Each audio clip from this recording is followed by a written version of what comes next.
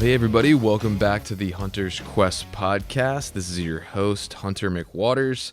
It's good to be with you as always, and this week I'm talking to a guy you may have heard of on social media or read some of his work. His name is Josh Kirchner, but you probably know him better as the Dialed In Hunter. That's what he goes by on Instagram and kind of everywhere else you might have run across him, but he is a full-time writer. He writes for people like Go Hunt and I think Western Hunter and Wilderness Athlete, a couple other places. And also he does films. He did a really cool bear hunting film this year called Endearment that he put on YouTube. That was a really cool film. And he also wrote a book called Becoming a Backpack Hunter. So he's a really interesting guy. He lives out in Arizona, and one of the reasons I wanted to connect with him and air this episode is because, as some of you may know, there is a over-the-counter archery deer hunting opportunity out in Arizona that kind of takes place late December and most of January, and I'm actually really excited. I'm going to be getting an opportunity to head out there in mid-January and meet up with some other guys in the industry and do some hunting and some filming, and really excited about that and looking forward to filling you guys in with more details about that trip and hopefully sharing some video content from that hunt. And who knows, Lord willing, I might even be able to fill one more tag. That would just be amazing. So anyway, looking forward to that. And I wanted to talk to Josh specifically about hunting Arizona, hunting the desert, hunting Coues deer and mule deer as well. But that's something he's really knowledgeable about. We also talk about bear hunting because he loves bear hunting, and I'm working on planning my first spring bear hunt this year. So we get into a lot of stuff about that. And it's a fun conversation, and I wanted to get this out soon. So if any of you other guys are out there planning a trip out to Arizona, or you're an Arizona local, or you just like hearing from the Dialed In Hunter, we'll be able to do that before this Arizona hunt. So hopefully this is helpful. Hope you guys enjoy it. I want to give a couple shout outs really quick to some guys that left me reviews on Apple Podcasts. So let's see, Bob Runner 06, Tyler Medford, and Jordan Zistel. If you guys are out there, thank you so much for leaving me a written review. Hit me up on Instagram at The Hunter's Quest. Send me a DM, and I will get you some swag in the mail. So if you guys get a chance, please leave me a 5-star review. If you get a minute, even leave me a written review on Apple Podcasts, and I'll send you some stuff in the mail for your troubles. And it's just really helpful. Also, don't forget to use my discount codes, especially Black Rifle, Hunter's Quest 20. Save 20% on some awesome coffee. Also got one in there for Argali, Heather's Choice, Two Vets Tripods. I'm going to have one soon for Eastman's Tag Hub and other stuff in there. So check those out in the description fields and get some cool gear, some Christmas items maybe, and keep supporting the podcast. I really appreciate it. Go subscribe to my YouTube channel, Hunter McWaters, and thank you guys for all your support, and stay tuned for lots of really awesome stuff that's in the works this year for 2022 and beyond. I'm really looking forward to sharing more with you guys about that and how this journey is going, and how I'm going to be able to come out with, Lord willing, much more video and audio content coming up this next year. So really exciting stuff in the works. Stay tuned. Thanks for your support. And as always, keep us in prayer. And don't forget to reach out if you have any questions or comments. Just hit me up. All right, guys, enjoy.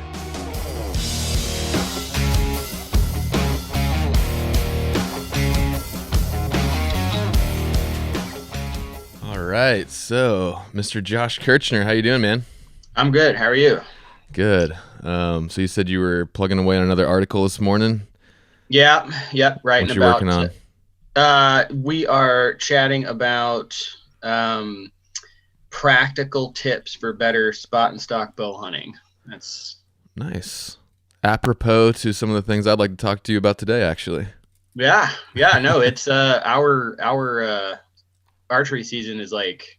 I mean, it's already here right now in Arizona. Yeah. But the brunt of it happens in January.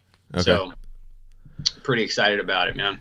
Okay. Well, it's really tempting just to jump right into that stuff immediately, but before we do, I just want to hear just a little bit about you, your backstory, for maybe people who don't know. Probably most people in my audience have heard of you, but just give us a little bit of personal history and kind of your story, if you don't mind. Yeah, sure. So name's Josh Kirchner, live here in Arizona. AKA the Dialed In Hunter. That's me. Lived down here in Arizona. Was fortunate, had a dad that introduced me to all this fishing and hunting and stuff. Cool. I was the oddball out in school because of that. Not a lot of kids. Really? Yeah. I can count one person who's literally my best friend to this day that was the only other kid that I knew that did any of this stuff. Nice. Dad brought me up doing that. And then once I reached my mid-20s, I just got really, really interested in diving more into like the hunting and stuff. Mm-hmm. Before that, I went hunting with my dad, but it was mostly like, your annual deer camp type of thing. Once a year, deer hunt happens, then it's done. You go home and enjoy the rest of the year. Yeah.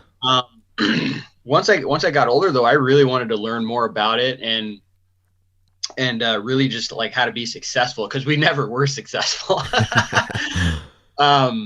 So did that. And then while I was doing that, I kept, like I was saying, I was kind of an oddball out among my peers, but they always wanted to hear about it. They always wanted to hear about like, oh, how was your hunt? What happened, blah, blah, blah.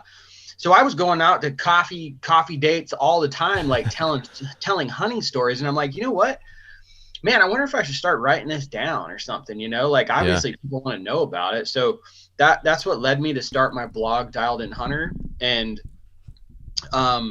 I have kind of always looked at that as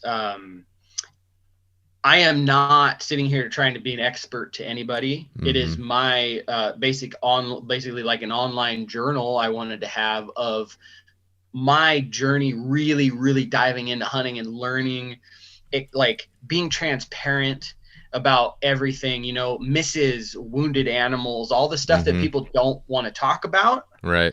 I wanted to share that stuff because that is even more so to me, like that stuff is just as big of a part of hunting as filling the tag. Sure. They are the building blocks to a successful hunter. A lot of lessons involved there, and I think that is the real meat and potatoes, like in terms of value. Yeah. You can only learn, like when you go out and it's an easy hunt, boom, opening day, bam, got my buck. That's great, but like, what did you learn from that? Right.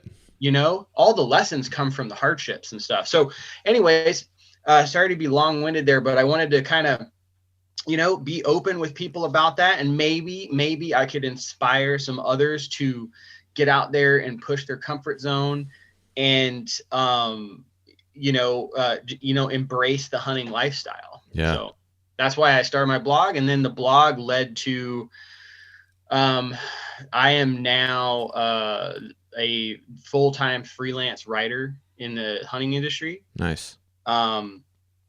And that just kind of happened. I didn't plan that. I wrote the blog and then just started, an editor would get a hold of me here and an editor would get a hold of me here. And then it just kind of snowballed. So that's kind of where I'm at now.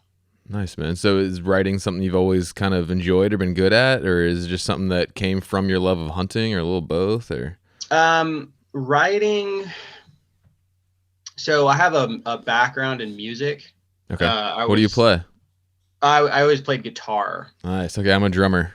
Oh, cool. Yeah. Sweet. Yeah. So because of I was essentially raised in the music scene here in Arizona, like from Okay. the time I was 14 until, mid 20s ish, That's funny, dude. Me too. Like I lived in Nashville for a while and was going after that for a while and been hmm playing drums since I was like 8 years old and playing in church and everything, hmm bands all through college. That's funny. So yeah, so I've always been, um, in terms of like writing and stuff, I've always been attracted to wordplay and delivering a message Nice. and stuff through music. So I think I kind of took that and I took that into the whole writing thing for Dialed and Hunter. And um, I don't have any formal training in writing, totally self-taught. You know what I mean? I Nice. just kind of put my heart out there Yeah. and try to be creative. So Cool, man. Well, tell me about, because you got a pretty cool book out too, which I have not had a chance to read it, but I know it's a pretty popular book. Tell us about how that went down and about your book a little bit. yeah, so the book is called Becoming a Backpack Hunter, a beginner's guide to hunting the backcountry, and that's exactly what it is. I wanted to make a one-stop shop roadmap for people interested in getting into backpack hunting or people that have just started out and they're kind of, what do I do? Like I Yeah. don't know where I'm going here. Because when I started doing this stuff, there wasn't really a whole lot of resources out there. Like if you really dug, you could find stuff, Uh-huh. but a lot of stuff, man, was learned through trial and error. And I looked at all that and I was like, you know what? I'm already writing and stuff. I wonder if people would find value in if I put all of these and these are not groundbreaking tips or anything like that. These are just Right. like, this is basic. Here, I'm going to give you this book. And if you've never done this before, you're going to be able to do it at the end of it. Yeah. So that was my goal with it. And I'm really proud of it. Gotten a lot of great feedback, people sending me pictures and stuff and Nice. telling me stories. And I just love hearing that stuff. So yeah, that's kind of what led to the book. And originally the book was actually going to be an online course. Oh, I cool. was going to like make an online course and I'm like, you know what? Like I'm a writer. I think it would be cool if I turned this into a book instead. So that's what I did. Nice, man. So Yeah, it's definitely a big learning curve. So, like when I've been hunting forever too, but it was like a complete like rebirth when I found backpack hunting and backcountry hunting and stuff. And yeah, that learning curve is huge. Luckily for me, there was so many awesome podcasts out and stuff, yep. And good articles written by guys like you and stuff online. So there's a lot of good resources kind of, but it's still pretty daunting. So having like a real basic guide like that is awesome. So did you, is that something that your dad, did he kind of teach you some of that stuff, or did you kind of have to figure, like when you said you started hunting earlier with your dad, did you guys do any backcountry style or backpack style, or was that more stuff you learned and picked up as you went yourself? No, so dad and I, we always had like your traditional truck camp, Okay. setting up the camper or a tent, next to the truck. We never did any backpack stuff.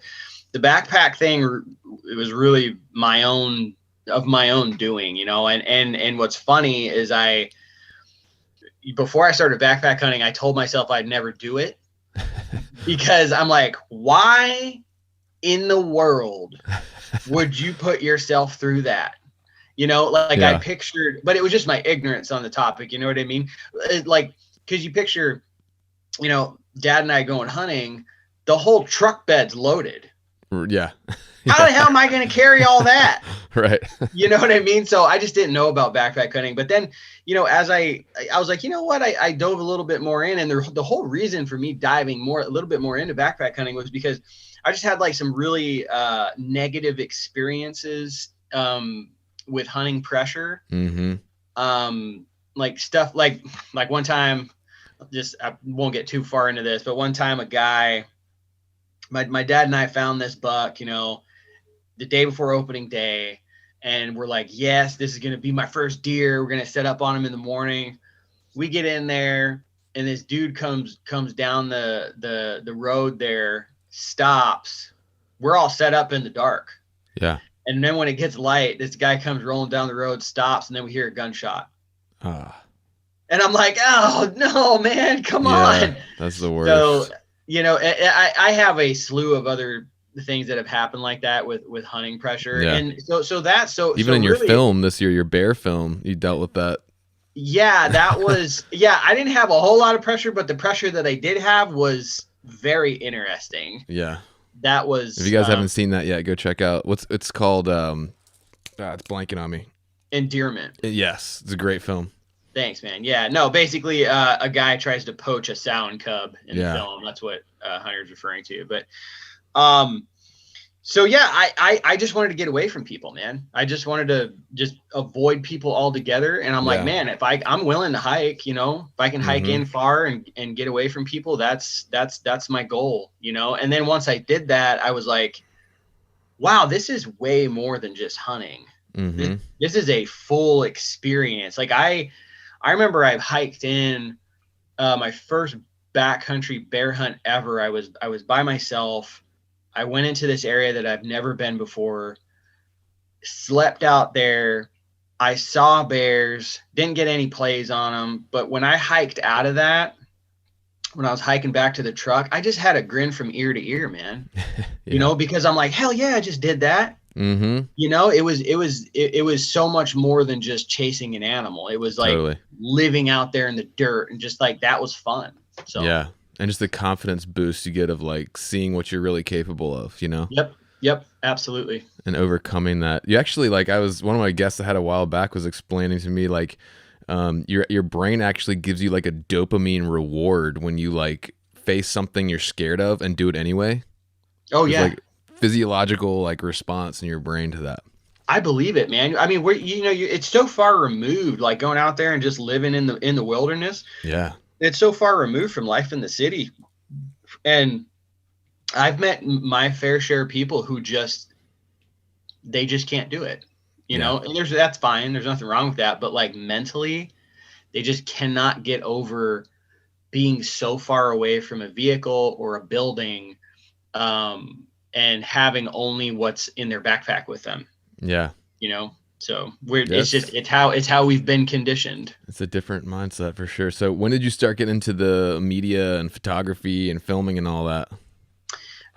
So shortly after I started the blog, I realized I was like, man, I need some pictures for this stuff, Fortunately, my wife was a professional photographer. She has a wedding business. Nice. So I was always like, hey, can you come out with me for the morning, get some photos for this piece, blah, blah, blah. After so many times of doing that, it just came down to just a lack of time. And she was like, I need to teach you how to do this. Yeah. So that's how I started in photography. Was my wife taught me photography. That's and cool. I've just loved every second of it. I love images, love capturing the moment like that. And the filming side of things, that was another thing that I said I never wanted to get into because it just seemed like too much crap. It is a lot. Dude, it's a lot, right? It's a lot of work. It is. But however, the end result is so rewarding. And I found out about that because my brother got really into the filming thing. We filmed some stuff on an iPhone. Like that's what he started with, was an iPhone. And we filmed hunts with that. And I was like, man, this is really cool. And me as a storyteller already, writing and stuff, I was like, this is another great way for me to tell stories. Yeah. Is through film, So I've really enjoyed it. It's been a blast. Yeah, and people don't realize too, especially kind of with your style of filmmaking, writing is a huge part of that because you're writing the voiceovers and stuff, and that's what carries the piece. Now, not everybody does that, but I think a lot of people don't realize the importance of writing even in filmmaking. Yeah, no, absolutely. Yeah, when you hear me yapping on these films, that is written. Yeah.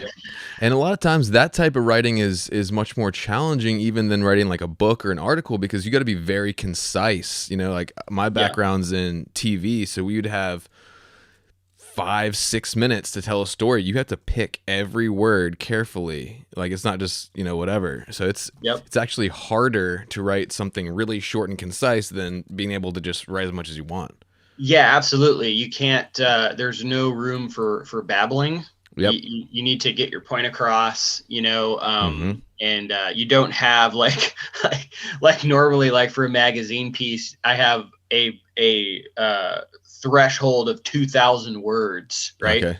Don't have that with yeah. Oh, exactly. with film. So yeah, I got to be very intentional. Absolutely. Well, that's cool, man. Well, you got some cool stuff out there. Again, if you guys haven't seen his YouTube channel, Dialed In Hunter, definitely check it out.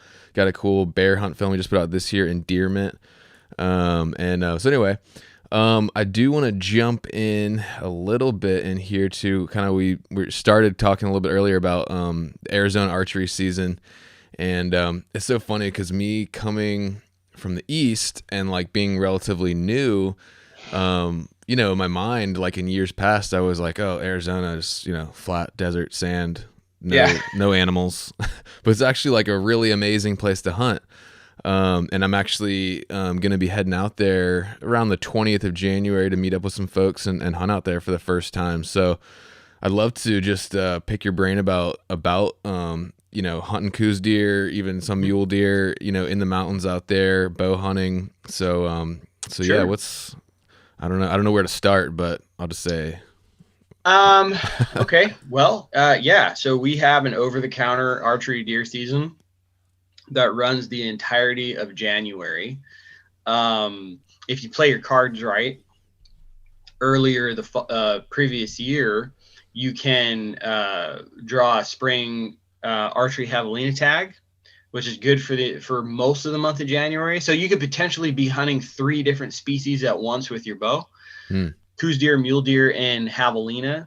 A lot of these habitats overlap in terms of where species are going to be. There's definitely, now don't get me wrong, there's definitely like mule deer spots, Coues deer spots, and javelina are kind of mixed out throughout all of it. But wait, question real quick. Let me jump in. So yep. So you can, like, for example, for me this year going out there, I can grab a deer tag over the counter, but I can't grab a javelina tag. I would have had to have applied last year for that. Yeah. In a nutshell, yes. We do offer some over-the-counter javelina tags, but they are restricted to our metro units, which are just kind of units that are honestly within the city. Gotcha. Yeah. But the brunt of the tags you have to put in for. Gotcha. Okay. Cool. All right. So a lot of these habitats overlap. It's a fantastic time. Sorry, let me jump in again. Go ahead. You said there's mule deer spots and Coues deer spots. What on a general level, what would kind of differentiate the two? So I have always, in my experience, I have seen the brunt of Coues deer from about 3,500 feet, 3,800 feet, up to 5,000 feet and above that even. Okay. I don't really want to be above that because I don't like being that cold. But mule deer, the brunt of the mule deer that I usually see are below that point. Okay. Now, I need to add this in though. Coues deer are insanely adaptive. Okay. You can find Coues deer anywhere from 2,500 feet to 11,000 feet. Okay. So they can be anywhere, but just from what I've experienced, like if I'm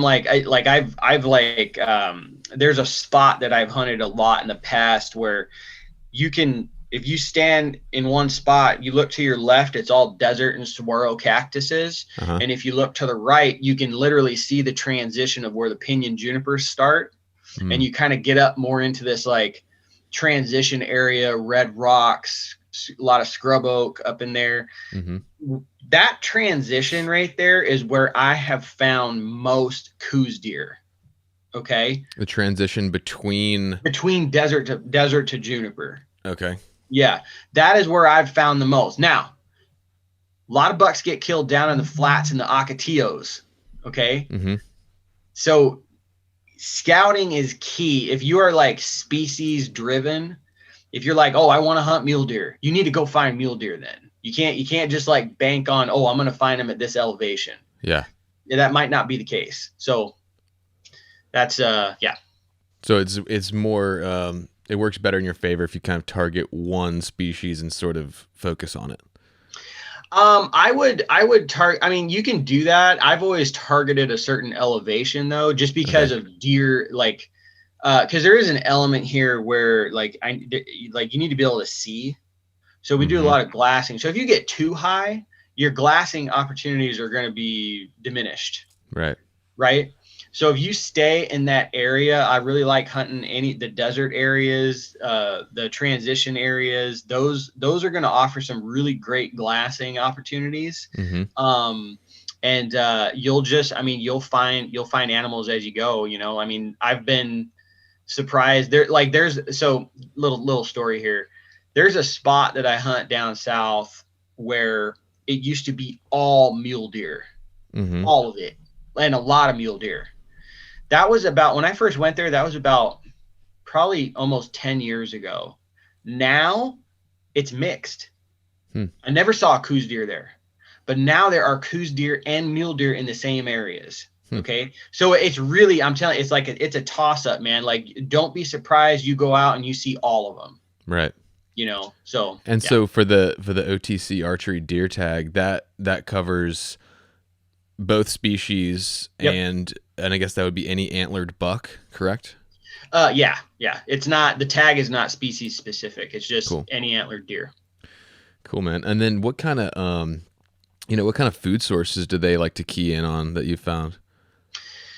So there is I am not a horticulturist, but me either. There is I see Coues deer eating. I think it's called a barrel cactus. There's like a yellow flower or a fruit thing that sits on the top of that. I remember seeing those in New Mexico. Yeah, so the deer like those. I see them eating buckbrush, cliff rose is another one. You can go like look this stuff up, you know, like on Google it, and you'll be able to find it. But like honestly, like in all honesty, what I try to do to find these deer is I work the sun. Okay. So in the morning, I'm putting the sun at my back. So I'm looking at south facing slopes, which are lit up in the morning. Because it's cold. Those deer are going to be out on those slopes and they're going to pop. From that, you can acquire all of this knowledge with feed. You can be like, okay, like I know in one certain area, there's like, I don't even know what the hell the brush is called. I just know what it looks like. And I'm like, if that's there, I know they're going to be eating that. You know what I mean? Totally. So you just like, get this stuff from experience. But so I'll key in on that stuff in the morning, and then I'll switch it up opposite after they go to bed and start looking into shady spots. You know what I mean? Like that's pretty much the brunt of it. Nice. So you're looking at, like you said, south facing slopes in the morning, and then in the shade when the sun's kind of established and starting to warm up. Yeah. And another really great setup that I like to do is actually looking at either an east face or a west face, which means you would be looking at a north-south main ridge. They're with fingers coming down it though. Okay. So hear me out. So these fingers that come down, there's going to be a north and south face on those fingers. Yeah. Okay. So you can literally watch the whole thing of them. Oh, I'm over on this side feeding, and then I'm going to go over to the thick side to bed down. You can see all that from glassing either east or west. So that works really well too. So you're kind of on the north-south ridge looking down a finger, and you can kind of see them going from one side to the other, you're saying? Yeah. Or what I was referring to is if you're looking at the east face. Does that make sense? Yeah. So you're looking at the north-south ridge. Right. So you can see the fingers are coming down towards you. Gotcha. And you can see them kind of do their thing and move back and forth. That's a really great tactic. Cool. No, that's great, man. And then, as far as so you said the brunt of the hunting takes place in like mid-January. Is that when they're rutting mainly, or? Yeah, so what I've seen is we do have some over the counter hunts in December as well. It just started up. What is it? Yeah, started up yesterday. The Okay. hunt. That'll run until the end of the month. January there's a lot more units open though. So what Okay. I've noticed is right now, like I've been seeing some videos. There are some mule deer pushing does around right now. Mm-hmm. At like lower elevations. But really what sets it off, the most mule deer rutting I've ever seen has been from Christmas time and on. Okay. And Coues deer, my favorite time, like I go out every year the first week of January. Cool. Okay. So like that's when I'm usually out. I'm usually around that 3,500 to 4,000 foot mark, right around there. And bucks I've never been out and not seen bucks rutting. Okay. During that time, I've also been out. Coues deer will rut clear into February. You know what I mean? Yeah. It's really, it's all elevation dependent. Like the lower elevations will seem to rut later. Okay. And then the higher elevations rut earlier from what we've noticed. Gotcha. Awesome. That's good, man. That's some good info. Any other like kind of tips or anything you'd give for a first time guy going out to hunt out there? Yeah. Don't think too much. Go for it. I'm telling you what, dude, like I used to do this too. Okay. Like bow hunting you're walking on eggshells, right? Like sure. you don't want to mess it up. A lot of people are afraid of failure, but failure is how you're going to get better. Totally. So what I used to do was I used to sit back and glass. I would always find deer and I'd sit there trying to make the perfect plan and wasted a lot of time doing that. And I'd never make a move. Mm-hmm. Okay. I'd also wait for him to bed down, and I don't do that anymore either. And the reason being is because those bucks are so keyed in on does. I've never seen one bed for more than an hour because he's just his mind racing, So what I like to do now is I'll glass deer in the morning, kind of get a feel for what they're doing. Okay. So let's paint a picture here. Group of does, bucks messing around with the does. I'll try to take note of the general direction the does are moving, because so those does are on a pattern. The buck is not. Right. He's on their pattern. Exactly. Yeah. So I'll try to key in on that and take note of the wind, and I'll just go. Okay. And if he's rutting them hard on a hill, I'll just go because they're not going anywhere. They're going to be right there. He's just going to be pushing them all over the place, which is a fantastic time to get in on a buck because his attention is skewed as well as the doe. The doe is paying attention to trying to get away from the buck, right? Yeah. If there's a ton of does, that's a different situation, right? You got a lot more eyes to deal with, but so there's a lot of variables here, but in general, that's what I do is I'll try to take note of what direction the does are going, grab the wind, make a play, and I'll try to get in front of those deer. And if they're rutting, I go after them right away. And since I've done that, I have don't want to toot my own horn or anything. I've killed one every year since I've done that. I'm on like 8 in a row or something like that. Cool. And it's just a lot of people, they sit back and they second guess themselves, and they actually talk themselves out of success before they even pick up their bow, because they're like, oh, but what if he's not there when I get there? Blah, blah, blah. They're coming up with all these different scenarios. Man, go over there. What's the worst that's going to happen? You're going to get busted. You're going to have a long walk back to the glassing spot. That's it. Yep. Start over, So, just kind of be aggressive and just throw your hat in the ring and get out there. Yeah, absolutely. Yeah, that's kind of something we found this year. I was an antelope hunt with my cousin, and we would drive by some areas. And actually, the biggest variable we were dealing with in that hunt was pressure. Okay.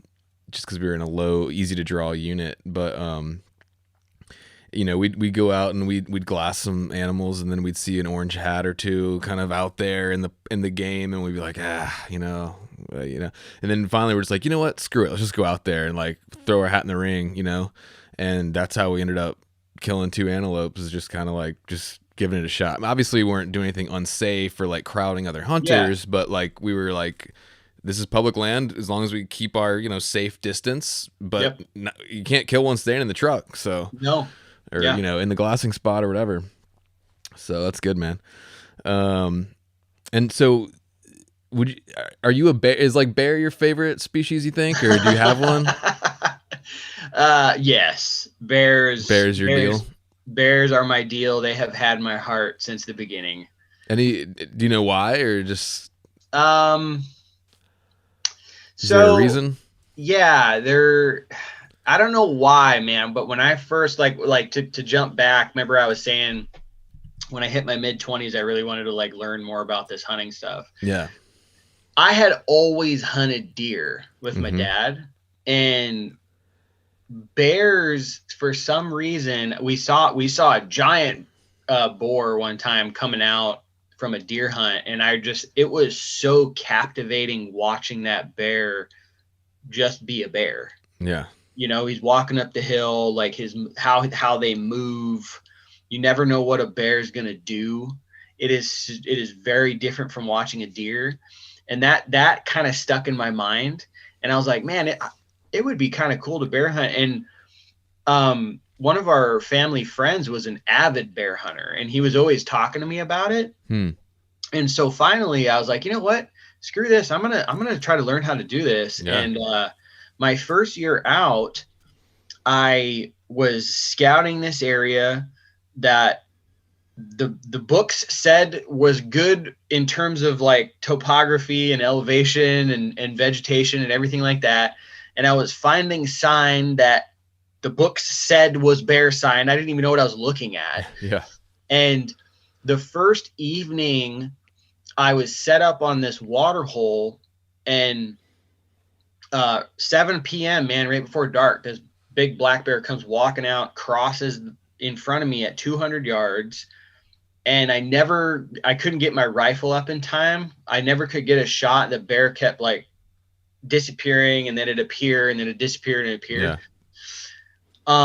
And then it was gone. That was it. And I was like, holy crap, dude. I found a bear, and like, that just lit a fire, man. And I have been full bore at those things ever since then. I think it took me 3 years to get my first one. And that was just an absolute adventure. I mean, I killed this bear in the bottom of this canyon. We had to go down in there. It was the nastiest stuff we had ever been in at the time. Getting that bear out, we literally we were frog leaping bear meat up a bluff. Okay, to get out of the canyon. Yeah. And after all of it was said and done, I'm like, what just happened? Yeah. Like just like the level of difficulty and effort that went into all that whole thing. Yeah. It was unparalleled to any other animal that I've hunted. So I've just been an absolute addict ever since. And then not to mention, I love bear meat. Bear meat is one of my favorites. So that's awesome. So do you do most of your spring bear hunting in your home state, or do you travel as well? Up until last year, well, I should say technically it's this year, but yeah. Up until this past spring, all of my spring bear hunting has been in Arizona, but I did go to Idaho this past spring, and that was really cool. Planning on going back next year. Okay. Really psyched about that. It was really cool to kind of take what I've learned in Arizona and apply that to a completely different landscape. Yeah. In the end, it's the same animal, right? But totally different environment. And it was very enlightening. I had never, for instance, like, I don't ever hunt snow lions here because they're not really here, but going to Idaho, once I figured out like the formula of where they were, the bears, that snow lion all of a sudden became incredibly important to me because they were about 200-300 yards below that. consistently. Hmm. And so that was really cool. And I got to, and so as that snow melted, I got to watch these bears. Like the first bear that I found was towards the bottom of a drainage, right? Okay. And it was like winter on this face, but beneath it, it was absolute lush green. So as the week went on and that snow melted and it kept going up, up, up, up, up, up, up the mountain, the bears went up, up, up, up, up the mountain. The last bear that I saw was almost to the top. Gotcha. You know, so that was really cool for me to experience. I've never experienced that here in Arizona. I don't really, it's just not, I mean, don't get me wrong, we get snow, but like in May, there's no snow. Yeah. It's all gone. You're just hunting green up here, you know? So yeah. For sure. So, so I'm actually heading to Idaho for the first time. I picked up a deer and an elk tag for October. What like general area were you bear hunting in Idaho? I was in northern Idaho. Like Panhandle, kind of up top. Yeah. Cool. What do you think? Or let me ask you this. So, are there any over the counter opportunities for spring bear in Arizona for non-residents, or is it a draw? Or oh no, yeah, it's over the counter. Nice. Okay, because I'm trying to figure out what I'm gonna do for spring bear this year. It'll be my first time doing it, so I'm trying to figure that whole thing out. Yeah, there's a lot of spring bear hunting opportunities across the West. Montana is a fantastic opportunity. Mm-hmm. Idaho's great. Oregon, I believe, also has some over-the-counter opportunities. Arizona has over-the-counter spring opportunities.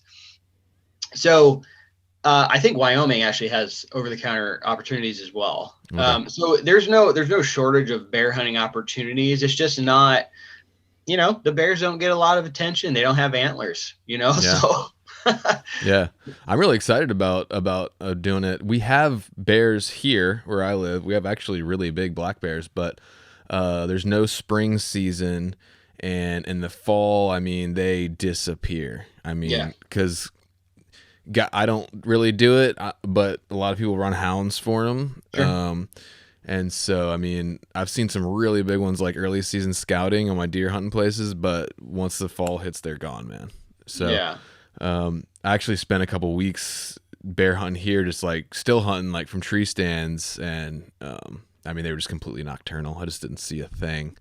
Yeah, it's amazing how a giant black animal can disappear so easily. For sure, man. When they want to be seen, they pop like a sore thumb. Yeah. But if they don't want to be seen, you're not going to see them, and that's one of the interesting things about, like, I think, in my opinion, about trying to manage black bears, because, like, how do you know? I talk to people from the Game and Fish. It's like, how do you know how many bears there are? Because they are the stuff that they're hanging out in. You can't fly for them, right? You know what I mean? Yeah. So it's all an estimate, all of it. Yeah. So are you going to be bear hunting in Arizona and Idaho this spring? Yes. Nice. Yes. Yeah, I will. I actually drew to back up a bit, there are over-the-counter spring bear hunting opportunities here, but there's also a draw opportunity, which is an archery tag. Okay. Which is, so that'll go from basically May through the end of July, pending if the unit closes. Our bear hunts here are based off of a sow quota limit. Gotcha. Each bear unit has a sow quota limit, and once that limit is reached, that unit will close the following Wednesday at sundown. So it makes it, the reason I wanted to say that is, anybody coming here to try to bear hunt, it is your responsibility to make sure you know what units are open. You can do that either online at the Arizona Game and Fish Department site, or there's a bear hotline actually that you can call, and they'll run through all of the units that are closed. Nice. So this makes it kind of hard to plan bear hunts. Yeah. Cause you can go out opening weekend and you know that you'll have at least from Friday to Wednesday to hunt. But after that point, it's up in the air, man. Right. Like, I mean, there's going to be opportunity, but the unit that you're wanting to hunt, it might be closed. That's kind of, you kind of run a risk doing that. So, so I got a archery tag here that I'm really excited about. I've never drawn this unit before. I've always wanted it. Cool. So I got that, and then I'm going to Idaho. I got two bear tags up there. So pretty excited. Nice. So when are you heading to Idaho? What month are you heading up there? I'll be going in May, early May. Okay, cool. Yeah. Yeah, so I was thinking too. I'm still trying to figure. Have you ever done any hunting in the Frank Church Wilderness? I have not. No. Okay. Mm-mm. So my deer tag is in there, and so cool. It's gonna be an adventure.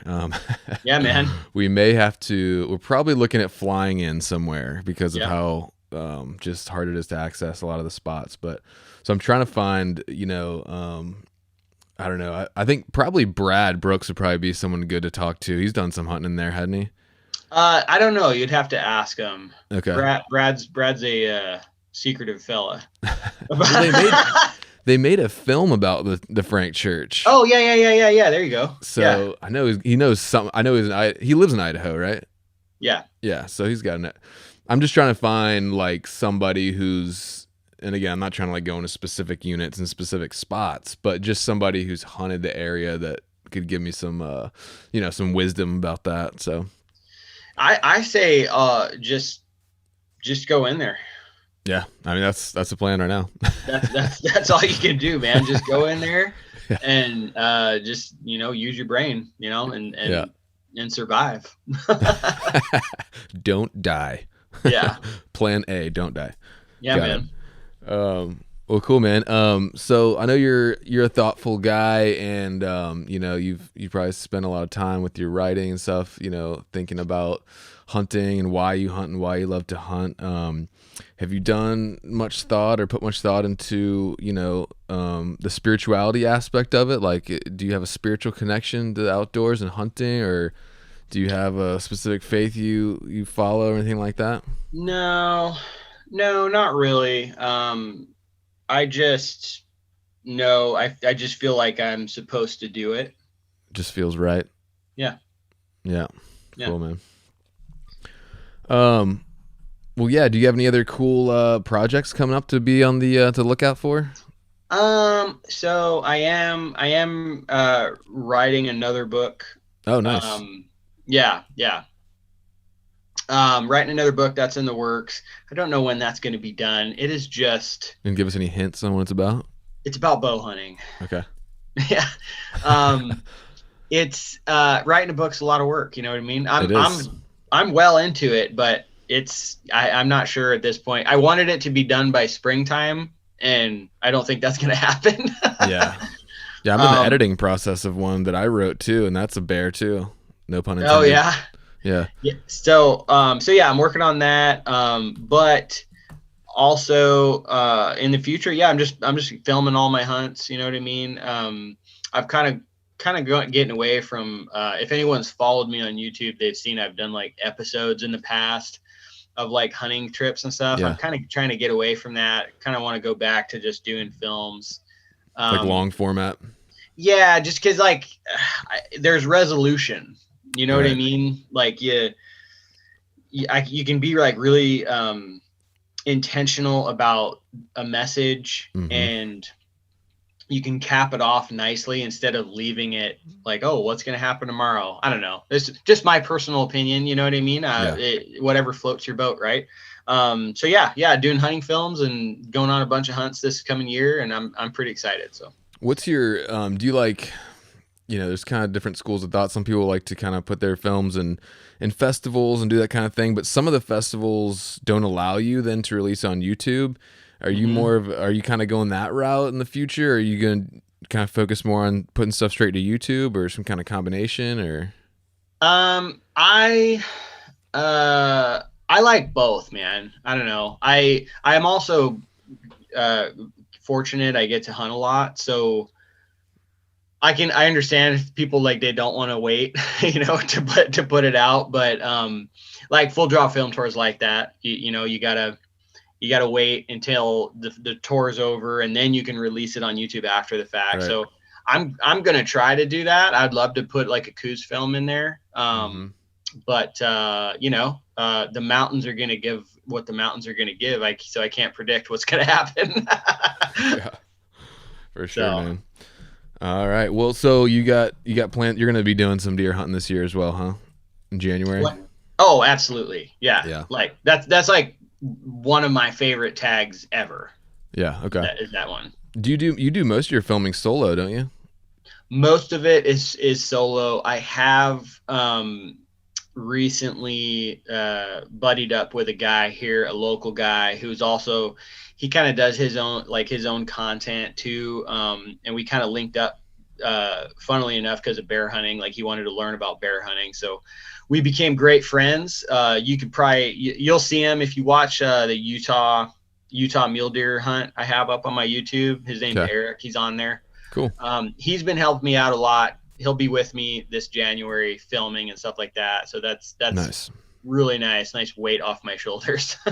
Yeah. Oh, dude, it is nice when you have, I mean, even if you do 95% of it, but you just have somebody you can trust that you can throw the camera to if you're going to go on a stalk or something to kind of get you. Because, no shade on my cousin, but I was sort of filming our antelope hunt. And then, things happened kind of quick when it was my turn to try to film my tag, and I threw him the camera, and I wasn't expecting much, but I got it back, and, I forgot to put the ND on, and everything was just completely blown out, completely unusable. And he didn't even say anything, and I was like, dude, didn't you look and see that it's white? Yeah. But whatever, he doesn't know anything about cameras, so I can't blame him. But for sure, just being able to have somebody, okay, grab the camera. It doesn't have to be pro, but you'll get it. You know what I mean? It's nice to have. Yeah, and he's to the point where I don't have to. All I got to do is say, hey, get this shot. Yeah. And he knows the proper settings and everything like that. So that's just been a really big help for me. Yeah. If you got two guys that can film and hunt, it's a game changer. So yeah. Well, cool, man. Well, just remind people, where can they find you if they want to check out some of your films or your articles or anything like that? Yeah, so if you search Dialed Hunter I'm on all the social platforms, Instagram, Facebook, Twitter, all that. Just search Dialed Hunter. Same thing on YouTube. Search Dialed Hunter. You can go to my website, dialedhunter.com, to check out the blog. Nice. If you want to check out the book, Becoming a Backpack Hunter, that is available through Amazon. Just search Becoming a Backpack Hunter. And I do a ton of freelance writing for a lot of different publications. Go Hunt, Western Hunter, XO. I try to write in a lot of different places. So just search that stuff and you'll find me. Cool, man. Well, it's been good catching up with you, man. I think appreciate your insight on the deer hunting out there, and hope you have a good season. Thanks for your time, dude. Yeah, absolutely. Yeah, stay in touch, man. All right, man. I'll talk to you soon. Cool.